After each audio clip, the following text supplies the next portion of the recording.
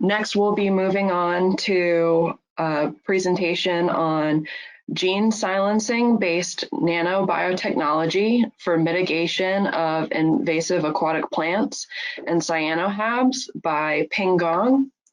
So Dr. Ping Gong is a principal investigator with the Environmental Laboratory at the U.S. Army Engineer Research and Development Center in Vicksburg, Mississippi. He specializes in bioengineering, synthetic biology, environmental genomics, bioinformatics, mechanistic, and predictive toxicology. His current research projects span from developing novel biotechnologies for invasive species control, therapeutic peptides for treatment of nerve agent poisoning, and insect-mediated transmission and expression of transgenic plant virus vectors with trait-conferring payloads, to RNA toehold switch-based biosensors, epigenetics-driven transgenerational inheritance of phenotypic traits, and mode-of-action guided predictive toxicology. All right, Ping, we're going to be switching everything over to you now. If you can present your presentation. Right now we're seeing some pictures. All right. Can you all hear me? Yes, we can hear you. Okay, thank you.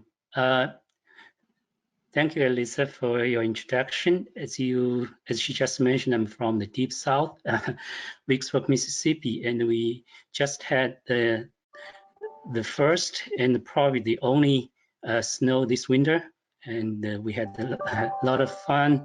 You can see my daughter in the picture on the right side. So I'm going to switch to my presentation now. So let's see. Here you go. All right. First of all, I'd like to thank Mac for inviting me to give this talk, which is truly a great honor. Thank you so much, Mac. Today, I'm going to present some preliminary results of my two ongoing projects. As you can see, one deals with the invasive aquatic plants, and the other with cyano harmful algal blooms. And Kurt Kowalski from the USGS is co-PI on the first project. Okay, I'll start by introducing the definition, mechanisms, and the current applications of gene silencing. Then I'll briefly discuss two major technical barriers in the development of RNAi-based nanobiotechnologies for invasive species control and why we chose this approach over others. After setting up the stage, I'll show you our efforts in applying this approach to mitigating invasive phragmites and cyanohabs. Finally, I'll close by sharing a few perspective views. Let's first clarify what gene silencing means. According to NCBI's definition, it refers to the interruption or suppression of a gene expression at or post the transcription level. In general, there are 5 different strategies, 3 of which results in mRNA degradation. We focused on 2 classes of gene silencing agents, or GSAs. That is RNase H-dependent antisense oligos, or ASOs, and the small interfering RNAs, or siRNAs. So gene silencing has evolved naturally as a defense mechanism in both prokaryotes and eukaryotes against viruses, parasites, and other exogenous intruders. Shown here are some endogenous pathways, including double-strand RNA, microRNA, and trans-actin siRNA pathways in eukaryotes, and the cis and trans acting small RNA pathways in prokaryotes. So gene silencing was originally employed as a powerful tool for gene silencing, for gene function analysis. A wide variety of genetic constructs have been developed to produce GSAs, and these GSAs have found applications in fields ranging from fundamental biology research to crop improvement, pest control, and therapeutics. Here I want to give two examples, and the first one is patisiran, which is an RNAi-based drug to treat a rare genetic disease called transthyretin amyloidosis. Patisiran has been approved for gene therapy in both the US and the European Union. The second example is the dsRNA-based biopesticide for Colorado potato beetles control. And after foliar application, the dsRNA is expressed and processed into a siRNA in plant cells. And the siRNA is then taken up by beetles via feeding, and it knocks down essential genes involved in the molting, growth, or pupation, leading to mortality. And the outcome is pest resistance in host plants. To apply the gene silencing approach to invasive species control, we have to overcome two major hurdles. The first hurdle is the design of efficient GSAs for the target genes in the species of concern. Here I use Phragmites as an example of invasive aquatic plant species, and the Microcystis aeruginosa representing HAP-causing cyanobacteria. We designed dsRNAs, ASOs, and artificial microRNAs to knock down putative gene encoding phyton and desaturase, and expected to observe a photo bleaching phenotype in treated Phragmites leaves. We also designed ASOs and the small regulatory RNAs to inhibit the photosynthesis and the nitrogen assimilation in Microcystis. And for example, the PSRM1, which is an sRNA, has shown regulatory functions on a wide spectrum of critical genes, such as PSAL and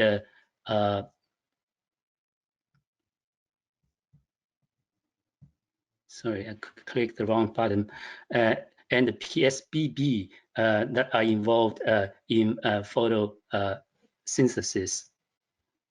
So the second hurdle is a field deployable and cost-effective GSA delivery method. Given the available options out there, we chose to focus on the foliar spraying of a nanoparticle encapsulated GSAs. And shown here is a so-called bioclay made from layered double hydroxide nanosheets that deliver a dsRNA to plant leaf cells. Now you may ask why we're interested in developing RNAi-based nanobiotechnologies. And there are a few compelling drives. RNAi offers a species-specific targeting with no or very low residual contamination, while nanocarriers allow for convenience, regulatory acceptance, and an extra layer of GSA protection in field applications. And some of you may also ask, why not the popular VIX approach for Phragmites control? And the answer is twofold.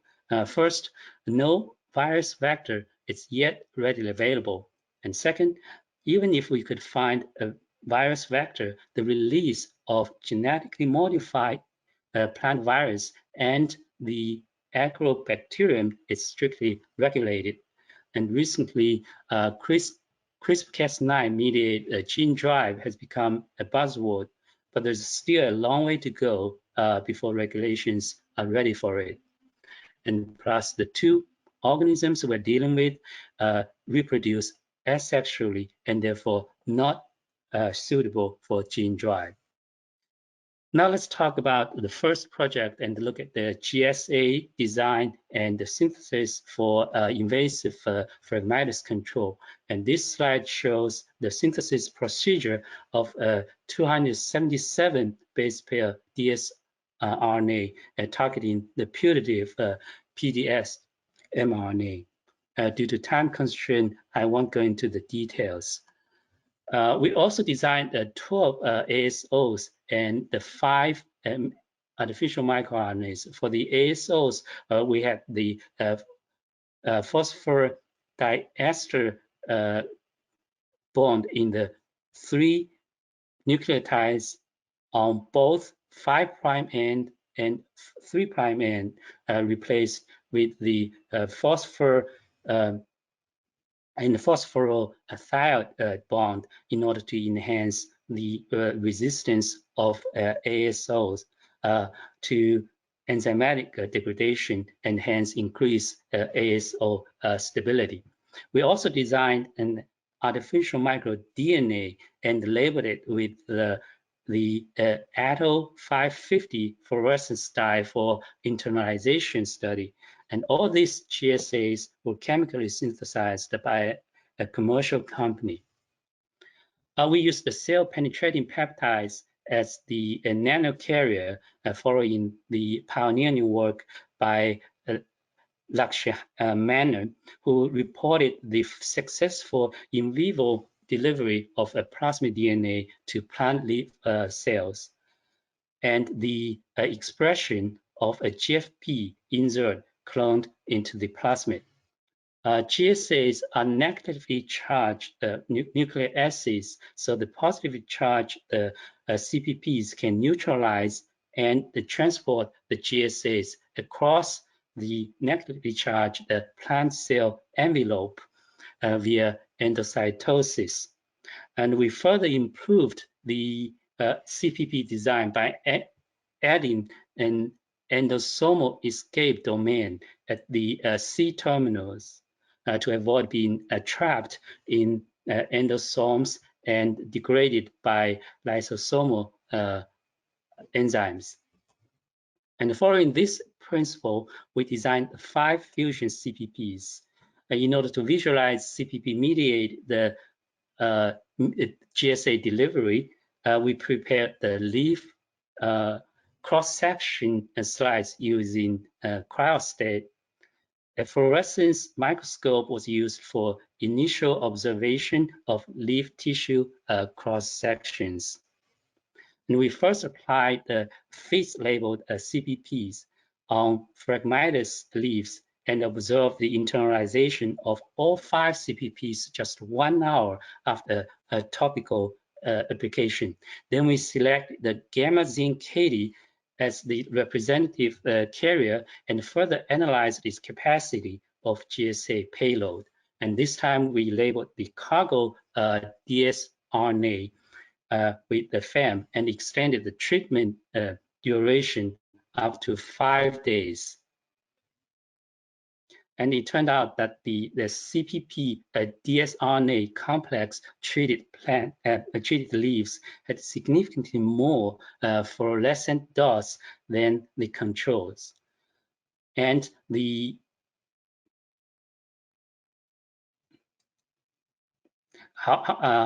however, we also see high variations in treated leaves, and the 3D and 3DPT controls showed considerable autofluorescence. So we used a confocal microscope to correct for background autofluorescence in the subsequent experiments. In this next internalization experiment, we labeled the artificial microDNA and investigated the optimal GSA to CPP charge ratio. It turned out that the charge ratio had to be at least 1 to 2 to deliver a significant amount of GSA. These Z-stack 3D confocal images further confirm the cellular uptake of artificial microDNA as in the cargo of gamma zinc Katie. Next up, we treated the phragmitis leaves with non-labeled CPP GSA complexes, and among all three classes of GSAs, that is dsRNA, artificial microRNA, and ASO, only the pool of ASO7 to ASO12 showed significant but a transient suppression of the targeted PDS gene up to 4 dpt when this ASO pool was applied alone or in alternation with the pool of 5 artificial microRNAs. 5 minutes remaining. Okay, currently we are still trying to figure out why the dsRNA and artificial microRNA didn't work, but we've noticed that the 5 of the 6 ASOs that worked can be mapped to the 3 UTR. And however, we only have the partial phragmitis PDS transcript sequence, and it aligns perfectly to the 186 amino acid segment on the C terminus of 571 amino acid foxtail millet PDS protein with 95% identity. And we're still missing the sequence for the 5' UTR and more than 2/3 of protein coding region. Plus, given the existence of 3 PDS isoforms in Arabidopsis, it is possible that phragmitis may also possess more than 1 PDS isoforms. And moving forward, a lot of work remains to be done, and we plan to verify the GSA CPP platform using a model plant species, a fusion CPP, and a proven GSA. In parallel to this project, there's an effort to sequence, assemble, and annotate the phragmitis genome, and we will leverage this that effort to better characterize the phragmitis PDS gene, identify other essential genes as RNAi targets, and design new GSAs. We'll also try other nanocarriers and look beyond the local gene silencing effects in treated plants. Move quickly. Now let's switch gears and talk about this cyano HAPS mitigation project. We started this project by testing the cellular uptake of FITS-labeled CPP alone by microcystis using flow cytometry and fluorescence microscopy. The cell counting results and the microscopic images both demonstrated that all 5 CPPs can internalize within as little as 24 hours, and R9 and R9-Katie worked better than the other CPPs. Using a non-functional srRNA labeled with 6 FAM as the cargo, we demonstrated that 2 fusion CPPs, that is gamma zinc Katie and the R9-Katie, had the highest loading capacity, so we used them in subsequent experiments. We identified 9 essential genes as RNAi targets and designed the qPCR assays to quantitatively measure their expression level relative to that of the 16S ribosomal RNA gene. We designed 23 GSAs, including 5 srRNA, 7 sDNA, and the 11 ASOs. And here we differentiate the ASOs with and without phosphorothioate replacements by calling these sDNAs. We also made 2 self-expressing cassettes by cloning 2 srRNA inserts into a backbone plasmid. They can produce srNAs using the cellular machinery after entering microcystis cells. And besides gene expression, we also measure 5 physiological endpoints, including cell density, phycocyanin, chlorophyll A, and quantum yield using a handheld fluorometer and a spectrophotometer. We tested 24 GSAs at least once in complex with at least one of the 2 CPPs. For screening purposes, we conducted the 48-hour short-term exposure experiments, although the CPP alone controls showed the concentration-dependent cellular toxicity. We was still able to identify 6 effective GSAs like the PSRR1-SD as shown here. However, all 5 phenotypic endpoints didn't show significant GSA-induced adverse effects. Apparently, we need to extend exposure duration because phenotypic effects often manifest later than the gene expression effects. So we also need to increase the GSA concentrations. Again, we have a long to-do list. Here are some of the high priority action items. We'll further investigate the CPP GSA platform by extending exposure duration and conducting mesocosm studies. We'll also look into other nanocarriers to enhance cargo payload and delivery efficiency. We'll expand the lists of target genes and GSAs, including self-expressing cassettes, and the cyanobacteria, including other cyanotoxin-producing species like these ones that dominate cyanohab events. Now to wrap up my presentation, I'd like to point out that there's no doubt that the RNAi-based gene silencing is a promising approach for invasive species control with clear advantages of being species-specific and environmentally benign. And although we've made significant progress, we also suffered some setbacks and are still facing quite a few technical challenges. Nevertheless, we're confident that we can overcome them in the near future through multidisciplinary collaboration. And finally, I'd like to end by acknowledging these individuals of my project teams. I want to give special thanks to Ed Golenberg, Jessica G, Katie Bokswitsky, and Chris Grasso for undertaking the heavy lifting work. And our project, projects funded by GRI, APCRP, and ANSRP. And that's all I have. Thank you.